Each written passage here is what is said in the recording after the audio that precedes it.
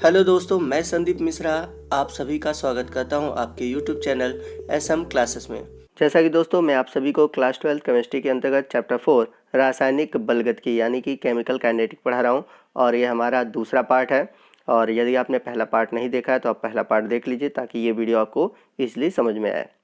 दोस्तों आज के इस वीडियो में हम जानेंगे कि अभिक्रिया की दर या फिर अभिक्रिया का वेग क्या होता है, इसको किससे व्यक्त किया जाता है तथा इसके लिए इक्वेशन क्या है। तो यदि हम बात करें अभिक्रिया की दर, जिसे इंग्लिश में बोलते हैं रेट ऑफ रिएक्शन, या फिर अभिक्रिया का वेग, या फिर इंग्लिश में बोलते हैं वेलोसिटी ऑफ रिएक्शन, तो एकांक समय में अभिक्रियक, जिसे हम अभिकारक कहते हैं, की सांद्रता में होने वाली कमी अथवा उत्पाद की सांद्रता में होने वाली वृद्धि को हम अभिक्रिया की दर कहते हैं। पिछले वीडियो में भी हम लोगों ने इस टॉपिक के बारे में डिस्कस किया था। तो अभिक्रिया की जो दर होती है वो अभिक्रिया की सांद्रता में होने वाली कमी या फिर उत्पाद की सांद्रता में होने वाली वृद्धि पर डिपेंड करती है। तो इस प्रकार से देखा जाए तो अभिक्रिया की दर के लिए दो फार्मूला होगा। पहला है अभिक्रिया की दर बराबर अभिक्रिया की सांद्रता में होने वाली कमी बटा समय, ठीक है। और दूसरा है अभिक्रिया की दर बराबर उत्पाद की सांद्रता में होने वाली वृद्धि बटे समय। तो एक बार हम लोगों ने अभिक्रिया की सांद्रता में होने वाली कमी के आधार पर लिया है और दूसरी बार उत्पाद की सांद्रता में होने वाली वृद्धि के आधार पर लिया गया है। तो दोनों में एकांक समय को लिया गया है। और यदि इस पॉइंट को आपको डिटेल में समझना है तो आप पिछला वीडियो ज़रूर देख लीजिए, उसमें मैंने बहुत डिटेल से बता रखा है। नेक्स्ट पॉइंट की बात करते हैं। अगला पॉइंट है हमारा अभिक्रिया की दर को व्यक्त करना। तो अभिक्रिया की दर को हम मुख्यतः दो प्रकार से व्यक्त कर सकते हैं। पहला है अभिक्रिया की औसत दर, जिसे हम बोलते हैं एवरेज रेट ऑफ रिएक्शन, और दूसरा है अभिक्रिया का तात्क्षणिक दर। तो फर्स्ट हम बात करते हैं अभिक्रिया की औसत दर। तो अगर हम इसकी परिभाषा देखें तो किसी समय अंतराल में अभिक्रिया की दर को अभिक्रिया की औसत दर कहते हैं। वही हम बात करें अभिक्रिया की तात्क्षणिक दर की, तो किसी विशेष क्षण यानी कि अति सूक्ष्म समय में अभिक्रिया की दर को हम अभिक्रिया की तात्क्षणिक दर कहते हैं। तो इन दोनों में बहुत थोड़ा सा अंतर है। आइए इन दोनों को हम एक साथ देखते हैं और समझते हैं। तो अभिक्रिया की अगर हम औसत दर की बात करें तो आइए हम समीकरण के द्वारा समझते हैं।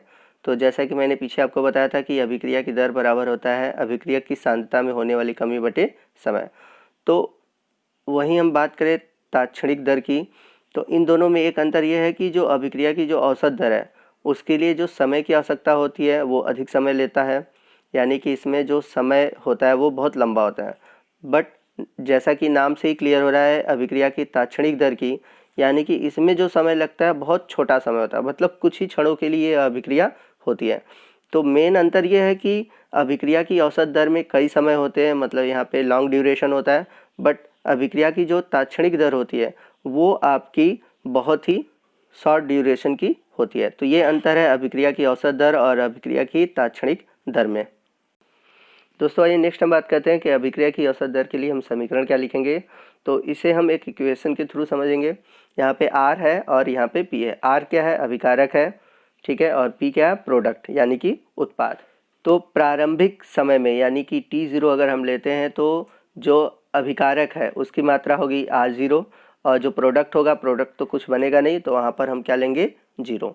लेकिन दूसरे समय अगर हम ले लें T1 पर, यानी कि हमारा जो समय है T1, तो वहाँ पर अभिकारक की मात्रा है R1 और प्रोडक्ट की मात्रा है P1। वहीं अगर हम अगला समय ले लें T2, ठीक है, तो वहाँ पर जो अभिकारक है उसकी मात्रा है R2 और प्रोडक्ट की मात्रा है P2। तो यहाँ पर मात्रा का मतलब सांद्रता है। जब भी ऐसा ब्रैकेट लगा हो तो इसका मतलब होता है सांद्रता यानी कि कंसंट्रेशन। तो अभिक्रिया की औसत दर के लिए फार्मूला क्या होगा? RAVG। RAVG का मतलब हुआ एवरेज रेट ऑफ रिएक्शन, ठीक है, इक्वल टू होगा R2 minus R1 upon T2 minus T1। जैसा कि हम सभी जानते हैं कि जब भी एवरेज निकालते हैं तो हम अंतराल को लेते हैं, जैसे कि यहाँ पर समय अंतराल को लिया गया है और ऊपर की ओर सांद्रता के अंतराल को लिया गया है। इस समीकरण में हमको ये ध्यान देना है कि जो अभिक्रियक है यानी कि जो अभिकारक है उसकी सांद्रता में कमी कितनी हुई, यानी कि हम R2 माइनस R1 करेंगे, और एकांक समय में कितना हुआ है तो T2 माइनस T1 करेंगे। दोस्तों यहाँ पर एक क्वेश्चन और आता है कि यहाँ पर माइनस साइन क्यों लगा हुआ है, ठीक है, आप यहाँ पर देख सकते हैं कि समीकरण में माइनस साइन लगा हुआ है। तो माइनस साइन इसलिए लिखा हुआ है कि अभिक्रिया की जो सांद्रता में होने वाली कमी है उसको हम माइनस साइन यानी कि ऋण चिन्ह से प्रदर्शित करते हैं। तो जो अभिक्रियक की जो सांद्रता है उसकी होने वाली कमी ऋण चिन्ह द्वारा व्यक्त की जाती है। तो अभिक्रिया की औसत दर को हम ऐसे भी लिख सकते हैं minus delta R upon delta T. तो यहाँ पर जो अभिक्रिया की औसत दर हम लोगों ने लिखा है वो रिएक्टेंट यानी कि अभिकारक के फॉर्म में लिखा है। अब यदि हम प्रोडक्ट के फॉर्म में लिखें यानी कि यहाँ पर हम उत्पाद के रूप में ले तो सेम वहाँ पर हमारा हो जाएगा P2 minus P1 upon T2 minus T1। यहाँ पर हम लोगों ने प्लस चिन्ह लिया हुआ है, ठीक है। अब यहाँ पर बात करते हैं वही एकांक समय में, तो यहाँ पर हम देखेंगे कि उत्पाद की जो मात्रा में वृद्धि हुई है, देखिए अभिकारक की मात्रा में कमी होती है लेकिन यहाँ पर उत्पाद की मात्रा में क्या होती है, वृद्धि होती है। तो यहाँ पर हम वृद्धि को निकालेंगे, तो इसलिए हम क्या करेंगे, जो दूसरी बार प्रोडक्ट बनाया उसमें पहले वाले प्रोडक्ट को घटाएंगे। तो जब घटाएंगे तो हमें हमेशा उत्पाद की मात्रा में वृद्धि मिलेगा, इसलिए यहाँ पर धन चिन्ह लगा हुआ है, ठीक है ना। तो धन चिन्ह उत्पाद की सांद्रता में होने वाली वृद्धि को प्रदर्शित करता है। तो याद रखिएगा, जब अभिक्रिया की औसत दर हम रिएक्टेंट के फॉर्म में लेते हैं तो वहाँ पर माइनस लेते हैं क्योंकि अभिकारक की मात्रा में यानी कि सांद्रता में कमी होती है।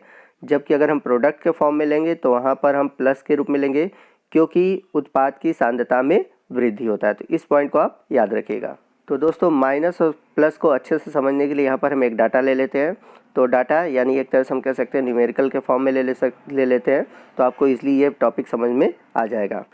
तो यहाँ पर देख सकते हैं प्रारंभ में अभिकारक की मात्रा है 20, प्रोडक्ट है 0 टी समय पर, वहीं T2 समय पर है, मतलब समय जो है 2 है, तो वहाँ पर R1 16 है और P1 4 है, होगा टोटल अगर मिलाएंगे तो 20 ही होगा, ठीक है ना। वहीं R2 के केस में लेंगे 12 है तो P2 कितना है 8। अब इसके लिए अगर हम अभिक्रिया की दर निकालें यानी कि रिएक्टेंट के लिए निकालें तो हम लोगों ने पढ़ा था R2 minus R1 upon T2 minus T1। तो R2 की वैल्यू 12 है और यहाँ पर R1 की वैल्यू 16 है, वहीं आपकी T2 की वैल्यू 4 है और T1 की वैल्यू कितनी है 2 है। तो यहाँ पर आप देख सकते हैं कि जो रिएक्टेंट है उसकी मात्रा घट रही है, जैसे प्रारंभ में मात्रा 20 थी, फिर 16 हुआ, फिर 12 हुआ, ठीक है। क्यों? क्योंकि हमेशा अभिकारक से उत्पाद बनता है, तो जैसे जैसे अभिक्रिया होती है उत्पाद की मात्रा बढ़ती है और अभिकारक की मात्रा घट जाती है। तो जब हम यहाँ पर सॉल्व करेंगे तो हमारा वैल्यू आएगा -2, जैसा कि आप देख सकते हैं। तो अभिक्रिया की दर का मतलब होता है कि एकांक समय में अभिक्रियक की मात्रा यानी कि अभिक्रियक की सांद्रता में कितना परिवर्तन हुआ है। तो दोस्तों ऐसा भी हो सकता है जो अभिक्रियक की मात्रा यानी कि अभिक्रियक की जो सांद्रता है उसमें थोड़ा सा कमी हो या फिर न हो, 0 भी हो सकता है।